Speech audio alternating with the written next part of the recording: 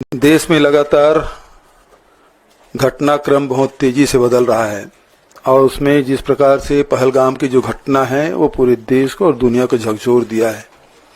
और इस घटना के बाद पूरे देश एक साथ खड़ा हुआ, पूरा विपक्ष सरकार के साथ देने के लिए तैयार है कि जो भी सरकार कदम उठाए हम साथ में हैं।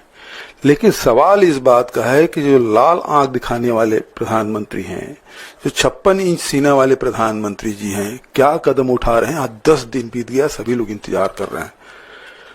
दूसरी महत्वपूर्ण बात यह है कि वहां सुरक्षा क्यों नहीं था, ये महत्वपूर्ण है। मुझे 12 साल पुरानी घटना छत्तीसगढ़ का याद आता है, जब वहां हमारे नेताओं को नाम पूछ पूछ कर मारा नक्सलियों ने, जबकि उसकी कार्यशैली नहीं है। पहलगाम में भी आतंकवादी कभी धर्म या जाति या नाम पूछ के हमला नहीं करते। ये पहली घटना है जिसमें धर्म पूछकर हमला किया गया कि तुम्हारा धर्म क्या है, और उसके बाद गोली मारी गई। तो चाहे वो झीरम घाटी की बात हो, चाहे पहलगाम की घटना हो, दोनों में आतंक फैलाना उद्देश्य ही नहीं था, बल्कि एक बहुत गहरे प्रभाव पड़े सामाजिक स्तर पर, ये उनका षड्यंत्र रहा है। लेकिन हिंदुस्तान की जनता एक साथ है। सवाल इस बात का है कि सरकार क्या निर्णय लेती है, आगे क्या कार्रवाई करती है, ये सबसे महत्वपूर्ण बात। दूसरा, इस समय जो जाति जनगणना की बात राहुल जी हमेशा से कहते रहे, चाहे उदयपुर सम्मेलन की बात हो, चाहे रायपुर महाधिवेशन की बात हो, चाहे 2019 और 2024 के लोकसभा चुनाव में कास्ट सेंसस को हम लोगों ने प्रमुखता से रखा।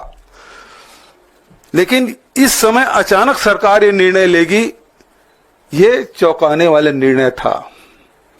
सरकार क्या केवल ध्यान भटकाना चाहती है या सचमुच में कास्ट सेंसस, क्योंकि कास्ट सेंसस की बात नकारते रहे प्रधान, जिस प्रकार से अभी सचिन जी ने कहा बटोगे तो कटोगे, प्रधानमंत्री जी खुद कहा एक रहोगे तो सेफ रहोगे, और गडकरी जी ने तो उससे आगे बढ़ के कहा जात की बात करोगे तो लात पड़ेगी।